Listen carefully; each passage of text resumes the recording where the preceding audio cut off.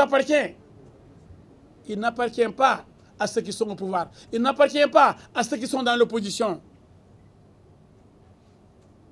Il appartient à toutes les filles et à tous les fils de ce pays. C'est pourquoi, d'ailleurs, donc, dit, El Hadji Diouf fan la far. Tantôt il tape sur le ministre ou sur le président, tantôt il accepte quand même le mérite du président ou du ministre, tantôt il tape sur l'opposition, tantôt il dit que tel opposant s'est bien comporté. C'est ça la vérité. Dieu aime la vérité. Qu'on arrête, qu'on cesse d'être trop partisan. Si vous êtes avec l'opposition, quelles que soient les bêtises, comme cette campagne de Wayan internationale, comme cette campagne de Sarakou international, comme cette campagne de blanchiment international, on dit, oui, comment on dit l'opposition? Oui, il faut le laisser, on ne va pas accepter la dissolution du parti. Ce parti qui viole la loi doit être dissous. Et mieux, ses leaders emprisonnés. Oui, qui viole la loi doit être sanctionné. Ils disent qu'ils vont continuer. Je demande solennellement au ministre de l'Intérieur d'appliquer la loi dans toute sa rigueur pour que nul n'en ignore que ceux qui sont tentés de financer des activités djihadistes ou pour blanchir, pour voler et venir ici procéder à des blanchiments, que cela soit châtié sévèrement, sans aucune faiblesse coupable. Sans aucune faiblesse coupable. Suñu réew mi duñu bàyyi kenn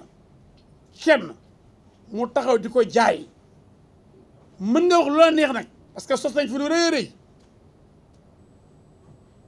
ay milliards et milliards dara du ci dëgg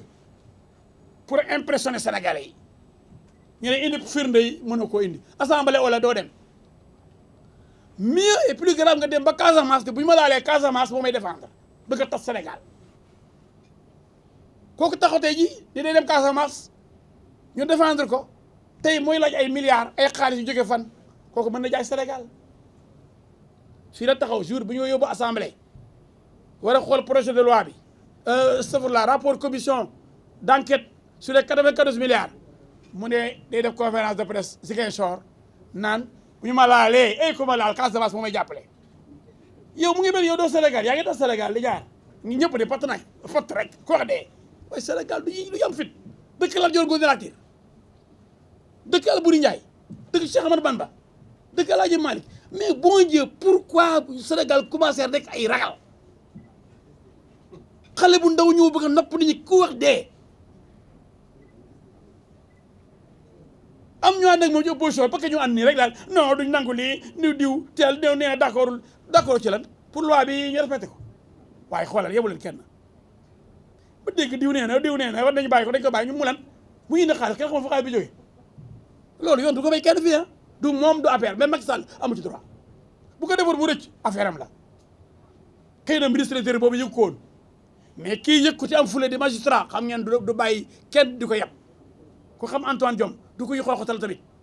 ñun ñu ko gis tribunal liggéey ak moom xam ne du yambar ñuy wax yëpp dañoo tiit nag képp koo xam ni sàcc nga boo gisee policier da nga koy bañ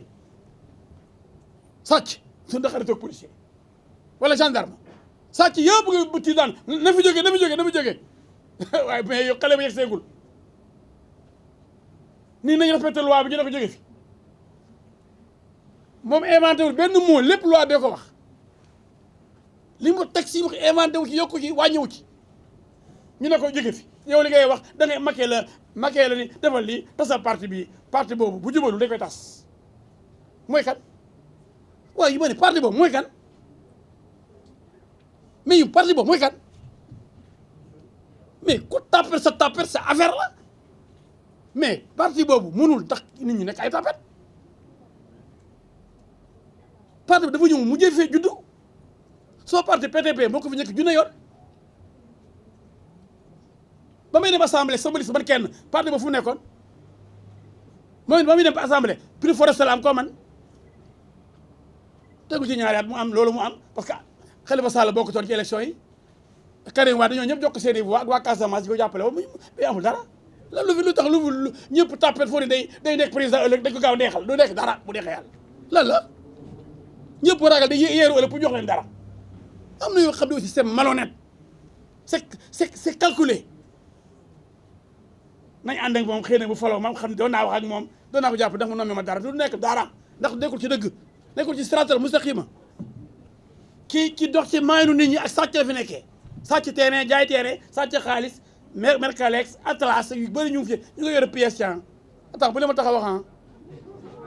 bu leen ma taxaw li may secret daa bëri ci waa ji de dama xam lu bëri ci suuf si bi jaay ji mu sàcc xaalis bi mu sàcc bi mu bëggoon a sàcc lépp dafa nekk ci taxaw bii gars yi daal xale bi moom loxoom dafa set loxo bu set fu mu setee mu ne courtier Tahibou Ndiaye bi jàppee Tahibou Ndiaye bu seetee Mansour Faye pour intervenir foo ne moom it dañ ko dara jàpp mu ne mosuma gis Mansour Faye dañu fi nekk dem nañu ci sëriñ si pour ñu suul wax jooju sëriñ yëpp lañ seede pour ñu suul wax ji ah fenkat koo jox réew fen wu tàng jër au presse bi yëpp mu leen waa mais fii la ko génne waxu leen ko Mansour mu ne Mansour Faye moo ñàkk fayda lu may tàggoo na génne bu dee mas naa toog ak moom waxu ko ñu génne preuve yaa xam ne balancé audio bi mu ne ñu commencé naa li tax ñu génne audio bi léegi fàtte nañ fen wu réew yi audio bi la ñuy attaqué Sénégal bu moo neex ponkal muy laay réew fen wu rëy bu tàng jër ñu wane fen wi ñu ne audio bi wane fen wi la ñu war a sanctionné waaye yow mi fen nag te dina nga bëgg réew mi nag ëllëg lan mooy l' essentiel ak l' accessoire essentiel kay mooy fen bi accessoire mooy audio bi mais kay la ñu nekk nit donc ci wolof la tournée fin bi donc maa ngi ci financement yi du ñun may kenn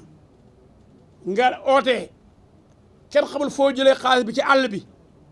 mën naam ñoroon xaalis bëgg koo indi Sénégal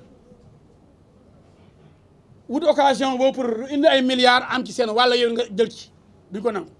duñ nangu it jihadistes yi dugal fi ay réseau jéemoon nañ ko fi procès amoon na fi atte amoon na fi Imam Ndaw jàppoon nañ ko bàyyi ko mais am na ñeneen ci ñu tëjoon du ñëpp lañ bàyyi woon de du ñëpp lañ bàyyi woon procès Imam Ndaw am na ñu doon def entraînement ci camp yi Boko Haram li may xamee ko yéen ñëpp entraînement ñu avoué ko ci biir audience kon nga xam ngeen ne ñoom dugg nañ Sénégal ku leen may nag ñu indi ay milliards fii dañuy yeewu rek sa waaye ñu wër ju rek ku ndomb rek dañ def Mali loolu it kenn du ko fi nangu ragal ba seytaane yooyu dugg ci réew mi ànd ak seen seytaane bi fi nekk nii duñ ko nangu kon Antoine Diome li mu war a def la def ministre de l'intérieur mooy joxe récépissé parti mooy joxe autorisation mooy surveiller parti moo yore lépp jëm ci parti kon moo war a parti fi ñu war a yem li ñu war a def ak lu ñu mënul def ministre de l'intérieur bu ko deful defoo sa waru gar